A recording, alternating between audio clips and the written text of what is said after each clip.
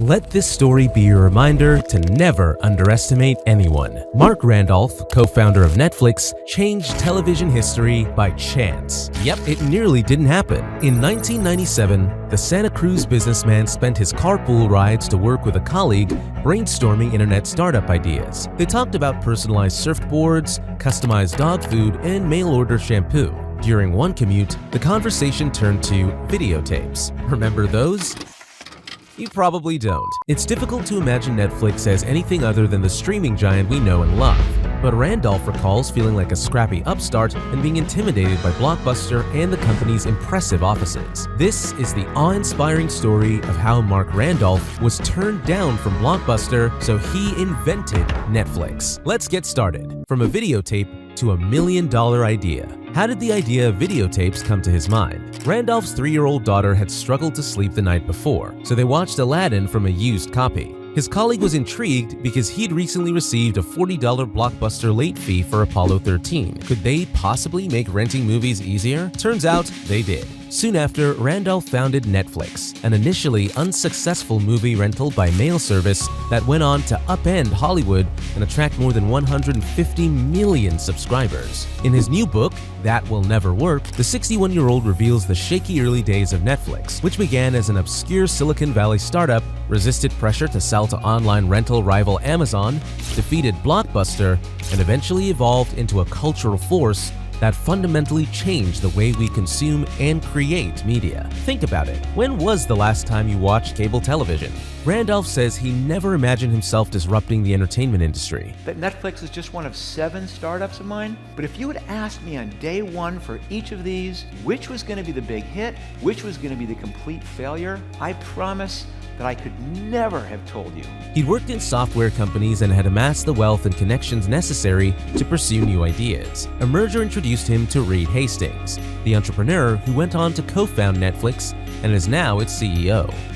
After their carpool discussions, the two decided on movies, but nearly abandoned the idea when they calculated VHS shipping costs. They soon discovered DVDs, a new technology at the time, and went ahead with their idea of DVD by mail service. They managed to secure investors, including $25,000 from Randolph's mother, and there it was. Netflix debuted in April 1998 with about 800 titles in its inventory and Randolph as CEO. Path to Paradise. But it wasn't easy at all. Soon after, Jeff Bezos attempted to acquire Netflix in 1998 in order to jumpstart Amazon's entry into video. Despite the fact that Netflix made the majority of its money from DVD sales rather than rentals, Randolph and Hastings decided not to sell to Amazon or compete with it, instead focusing solely on rentals. It was a successful strategy. Eventually, Netflix grew its subscriber base by offering free trials and other deals, which made the convenient rental service extremely popular while also causing it to lose money. Blockbuster finally agreed to meet with Netflix, scheduling an unplanned meeting out of nowhere. In the meeting, they proposed to Blockbuster that the video store chain accelerate its entry into DVDs by purchasing Netflix for $50 million. Randolph noticed something strange happening with Blockbuster CEO John Antiocho's face after they stated the dollar amount. He was fighting the urge to burst out laughing. And we said, it's great, we will do the online business, you'll do the stores. And then they asked the big question, how much should we pay for you? And my partner, Reed, screwed up his courage and he said, $50 million? And that's exactly the reaction that they had. The meeting only got worse from there, and according to Randolph, it was one of the company's lowest points. They say revenge is a dish best served cold. The only option now was to defeat Blockbuster. And it was a long, quiet ride on the plane back home to California. And I remember so distinctly sitting there just thinking, oh, now we're going to have to kick their ass. Netflix stayed afloat by making painful layoffs, figuring out overnight DVD delivery, and planning ahead of time to transition to streaming. Around the same time, the music industry suffered at the hands of Napster. Hollywood executives were very scared of losing control of the content. They knew a new wave was coming, breaking boundaries, changing narratives. The pitch was ultimately rejected, but it gave Netflix founders a new sink-or-swim attitude that catapulted them to the company's current position. It's a remarkable story. and it comes after Hastings was quoted saying he decided to start Netflix after being fined $40 at a Blockbuster store for returning a copy of Apollo 13 late. I remember I didn't want to tell my wife about it. It made me think I can't be the only one who is struggling with this late fee thing, and just started me thinking about the internet and DVDs and how something could work without late fees. Regardless of whether that story is true or not, Netflix ultimately had the last laugh. While Netflix continued to dominate, winning Oscars and reporting $16 billion in revenue in 2018, Blockbuster filed for bankruptcy in 2010. Netflix especially had a memorable year in 2019. Their film, Roma, was nominated for Best Picture and won 3 Oscars. And the Oscar goes to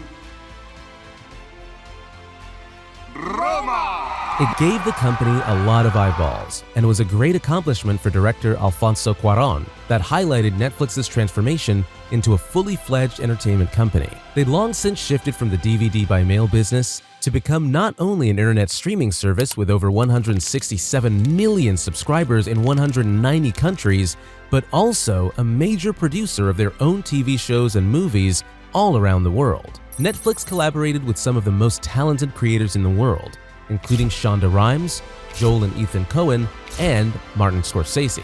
They introduced a new way for people to watch and enjoy great stories, which, at its best, broke down barriers and enriched people's lives. How'd they do it? Netflix's success story is an inspiration to many young entrepreneurs.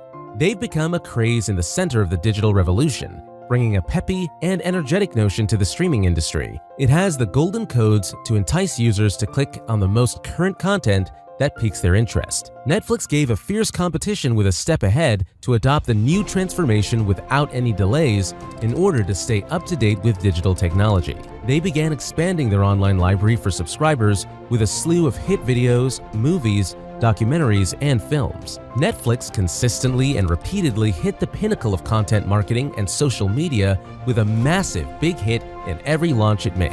Penetrating the digital transformation, it began to produce and upload its own video series, shows, and movies, all of which contributed to Netflix's success story. When it took the risk of producing its own content, Netflix avoided failure by employing a sharp, smart, and direct strategy. Purchasing to cancel licenses of successful, fan-based television shows, Netflix proceeded with repurposing and reviving the old content, all of which can be considered reasons for Netflix's success. They truly knew what the consumer wanted, and they made it their mission to bridge the gaps. What do we see now? Every other company vying for their streaming service in a race to get to the top, a path that Netflix pioneered, having tech at the heart of all they do.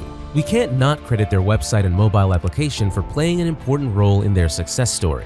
They've continuously improved their application in terms of stability and features of every platform, including web, Android, iOS, Roku, PlayStation, Xbox, Apple TV, Android TV, and more, and have added more and more platforms to the supported device list. Currently, approximately 1/3 of smart televisions support Netflix, and people love it. With 4K and HDR content, the company has reported a significant increase in their viewing hours. This continued thrive of providing the best quality viewing experience through technological innovation has led to Netflix's success story. It wasn't obvious at the time, but they had something Blockbuster didn't: a culture that valued people over processes, prioritized innovation over efficiency, and had few roadblocks. Their culture, which focuses on achieving top performance through talent density and leading employees with context rather than control, has enabled them to grow and change as the world changes. Netflix is unique because they have a culture of no rules, and that's what set them apart. On that note, we'll wrap up today's video. What did you think about the inspiring story behind Netflix's invention? Let us know in the comments below. If you like this video, please give it a thumbs up and subscribe to our channel for more videos just like this. We'll see you in the next one.